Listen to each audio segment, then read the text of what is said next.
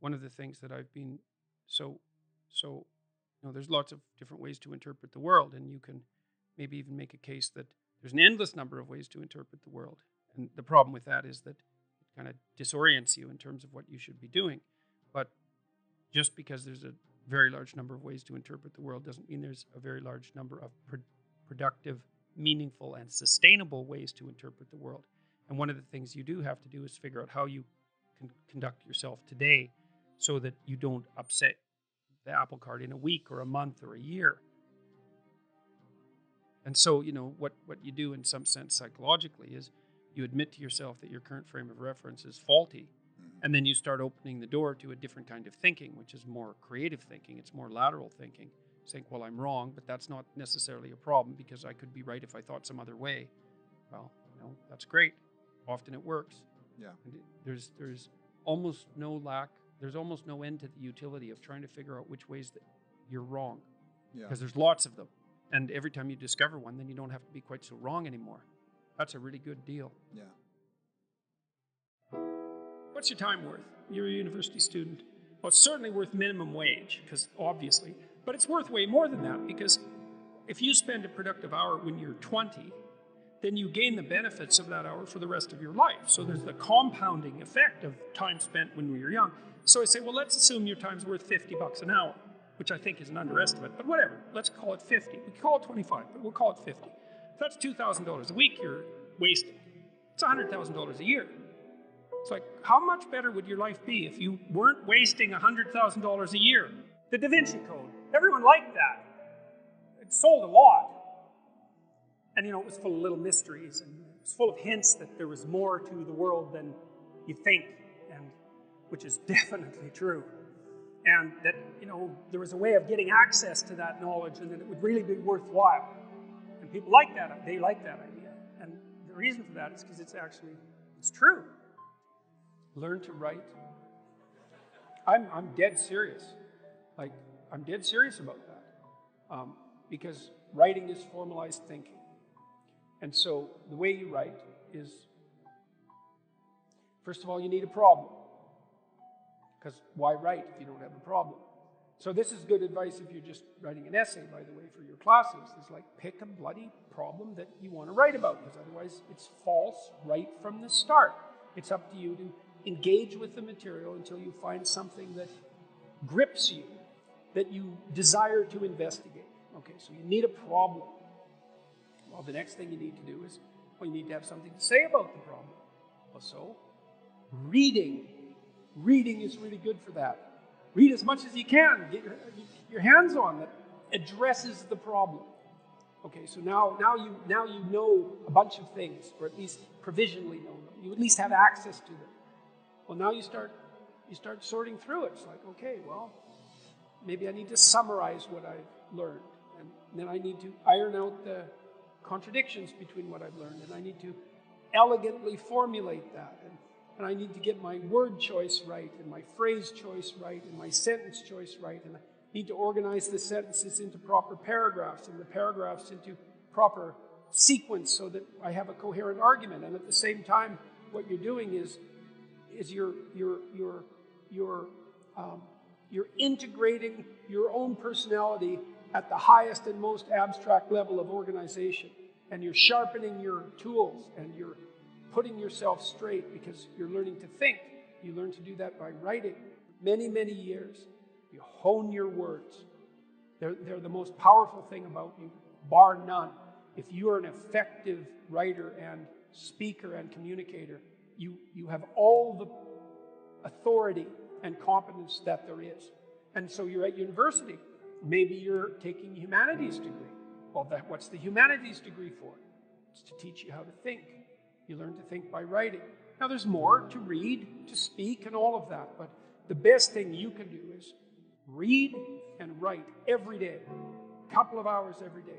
Write about things you find important, and see if you can discover what you believe to be true. And that'll build you a foundation. And it's unbelievably practical. Like, if you look at people who are phenomenally successful across life, there's various reasons, but one of them is that they're unbelievably good at articulating what they what they're aiming at, and strategizing and negotiating and enticing people with a vision forward.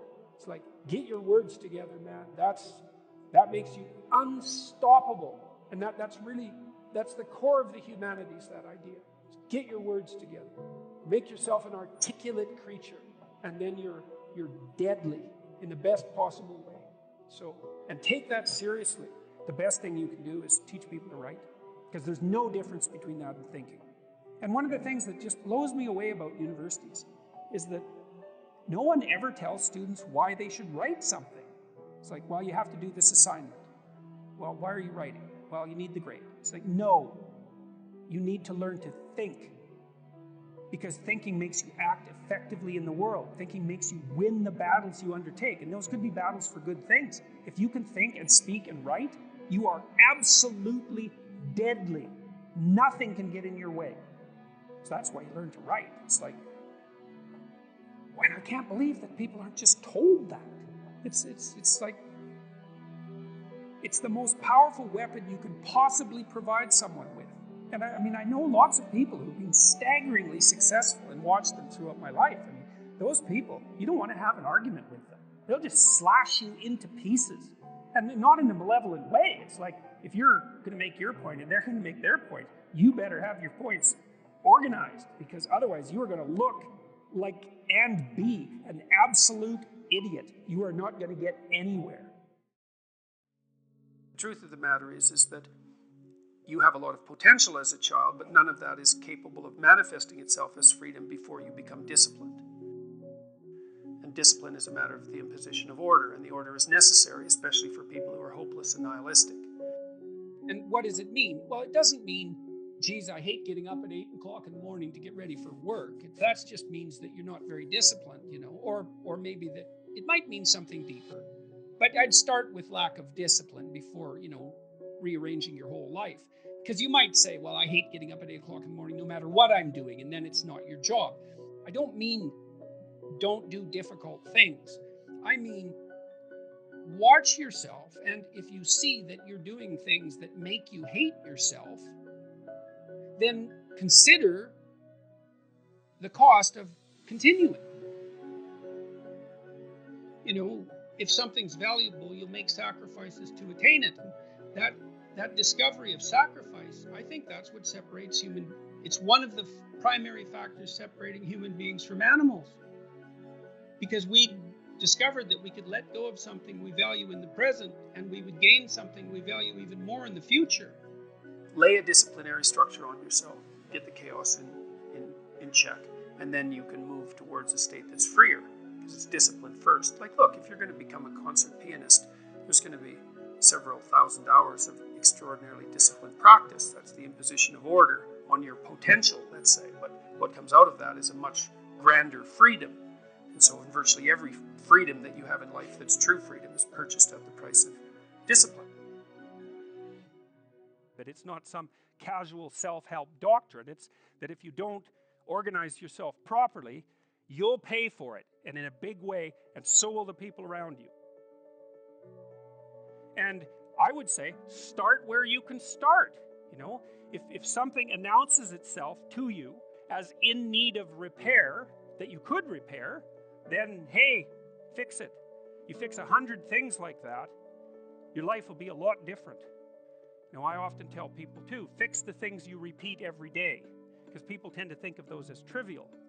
You get up, you brush your teeth, you have your breakfast, you have your routines that you go through every day. Well, those probably constitute 50% of your life.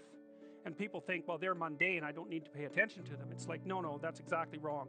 The things you do every day, those are the most important things you do. Hands down.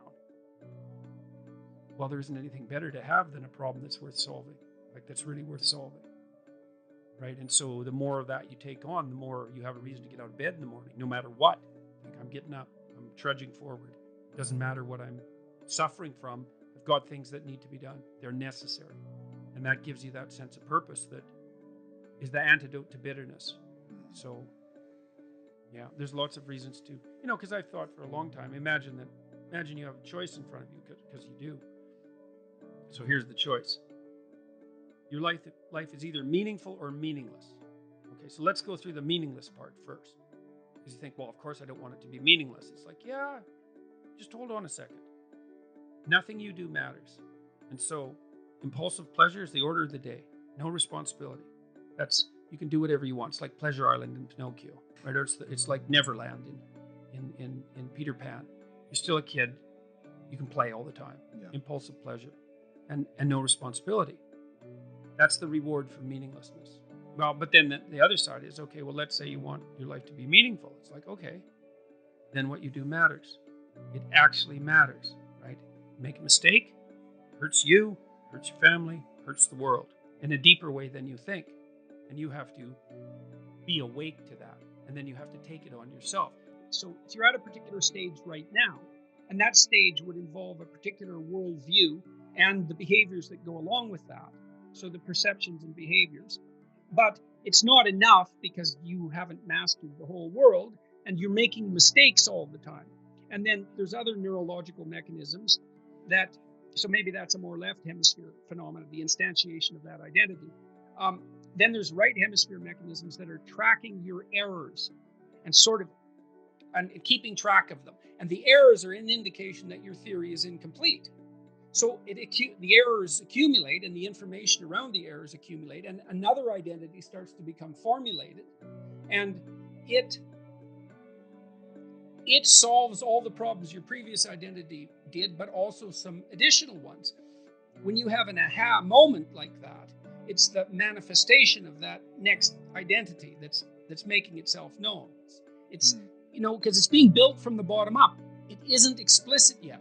Then you'll encounter an explicit statement. You mentioned a couple there, and they map onto that. And that's the aha. It's like, oh yes, that's what ties together these things that I've been wrestling with in the back of my mind, right? Someone made it explicit.